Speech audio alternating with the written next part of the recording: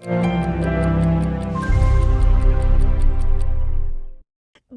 Bill's safety, Damar Hamlin, was awake and breathing and able to communicate in writing after he suffered cardiac arrest on the field during a Monday night NFL game in Cincinnati. That's according to two of the doctors caring for him. Hamlin collapsed on the field after making a tackle in the first quarter of the game and received CPR at where he fell to restore his heartbeat. He remains on a ventilator at the intensive care unit at University of Cincinnati Medical Center to assist his breathing.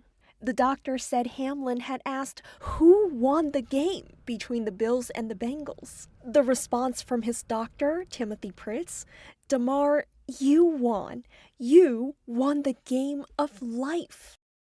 His doctor said just being able to ask that question is a great sign. It's not only that the lights are on, we know that he's home, and that it appears that all the cylinders are firing within his brain, which is greatly gratifying. Football fans, athletes, celebrities, and politicians have all offered Hamlin their prayers. The next milestone, Hamlin's doctor said, is getting him to breathe completely on his own. U.S. stocks fell sharply on Thursday as fresh evidence of a tight labor market deepened fears the Federal Reserve will keep interest rates elevated for longer than expected. The Dow fell 1%, the S&P 500 ended more than 1% lower, while the Nasdaq lost nearly 1.5%. Labor data out Thursday showed a higher-than-expected rise in private employment last month and showed jobless claims fell last week, giving the Fed a reason to keep tightening financial conditions. And Ross Mayfield, investment strategy analyst at Baird, said he also expects a strong non-farm payrolls report on Friday. I think you'll see jobs added. I think you'll see strong wage growth. I think you'll see an unemployment rate still sub 4%. And, again, all of that is incompatible with what the Fed wants to do.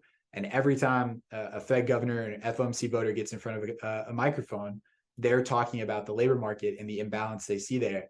I don't think that the non-farm payrolls report tomorrow is going to do anything to help there. Among individual stocks, Tesla dropped almost 3% after December sales of its electric vehicles made in China fell to a 5-month low. Shares of Amazon also fell after the e-commerce giant announced that layoffs will now include more than 18,000 jobs as part of a workforce reduction it previously disclosed. Shares of Walgreens Boots Alliance fell 6% after the drugstore chain posted a quarterly loss on an opioid litigation charge, and shares of Bed Bath & Beyond plummeted, sinking nearly 30% after the company said it was exploring options to address plunging sales, including filing for bankruptcy. If you're trying to leave Cuba, Nicaragua, or Haiti, or have agreed to begin a journey to America, do not just show up at the border. U.S. President Joe Biden on Thursday laid out a plan to deter record numbers of migrants from making a dangerous journey and attempting to cross into the United States from Mexico. And that plan involves using Trump-era restrictions to rapidly expel Cuban, Nicaraguan, and Haitian migrants caught illegally crossing the border, while at the same time allowing up to 30,000 eligible people from those countries, plus Venezuela, to enter the U.S. by air each month. This new process is orderly, it's safe, and it's humane. The new process is designed to blunt criticism from Republicans who say Biden has not done enough to control surging immigration attempts. Government data shows that in November alone, border guards encountered 82,000 migrants from Cuba, Nicaragua, Haiti, and Venezuela who were attempting to enter without permission. They flee oppression. Biden's new plan is also meant to address the concerns of Democrats and immigration advocates who say Title 42 restrictions, adopted under former President Donald Trump, block migrants from exercising their right to apply for asylum and expose them to danger. Title 42 or not, the border is not open. Homeland Security Chief Alejandro Mayorkas detailed the new policy on Thursday, elaborating on Title 42 and Title 8, which allows border agents to rapidly send migrants back to Mexico or other countries. Individuals who cannot establish a valid claim to protection under the standards set out in the new rule will be subject to prompt removal under Title VIII authorities, which carries a 5-year ban on reentry. Mexico will accept up to 30,000 expelled migrants per month from the 4 countries outlined in Biden's plan. And the story of America is the story of so many of your families. Biden, who defended the role immigrants play in the country, said he will visit El Paso, Texas on Sunday for his first trip to the U.S. Mexico border since taking office. In El Paso, Biden plans to speak to officials who have struggled in recent months to deal with tens of thousands of migrants. The man accused of brutally stabbing 4 university students to death made his first appearance in an Idaho court on Thursday. Mr. Kohberger is present in court. 28-year-old Bryan Kohberger, a graduate student in criminal justice, wore an orange prison jumpsuit as Latah County Magistrate Judge Megan Marshall read out the 5 criminal charges against him, 1 for burglary and 4 for first-degree murder. Do you understand? Yes.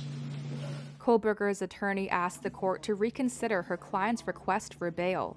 The prosecutor argued Kohberger, who was arrested in Pennsylvania, should be kept in custody. Then was arrested 3,000 miles away across the country. And the judge ordered the suspect held without bail. I am going to leave the bail set of this case as no bail.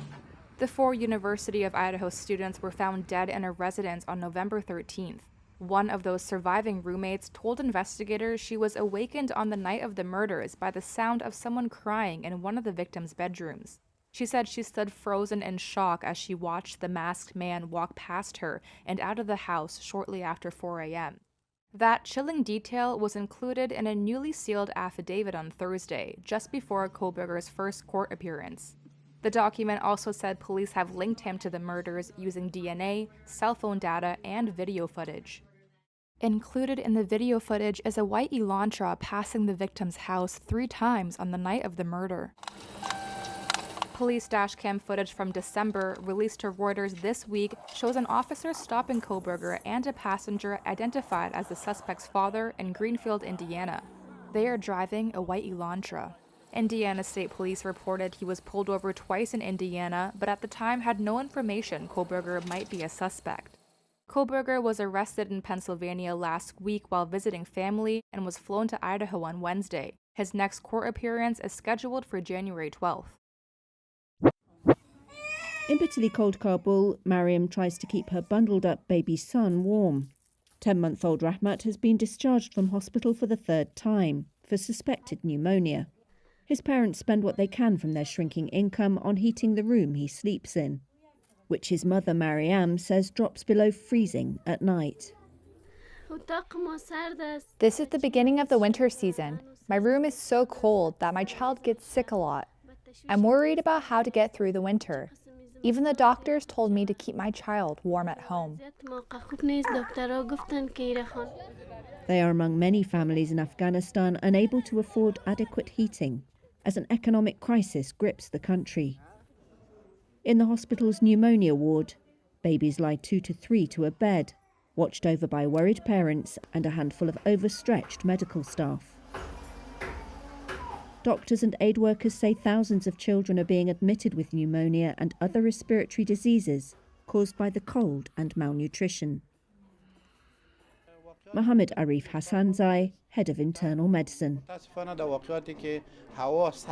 There are causes of pneumonia throughout the year, and unfortunately, the cold weather increases the chance of contracting this disease, and the polluted air is another cause. The children of those who are in poor economic situations and cannot heat their homes properly, cannot provide warm clothes or vaccinate their children, are more likely to get this disease.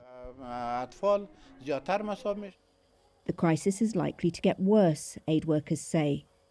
The ruling Taliban has banned female NGO workers, leading more than 180 international organisations to suspend operations in the crucial winter months. They say they can't operate in the conservative country without female staff to reach out to women and children.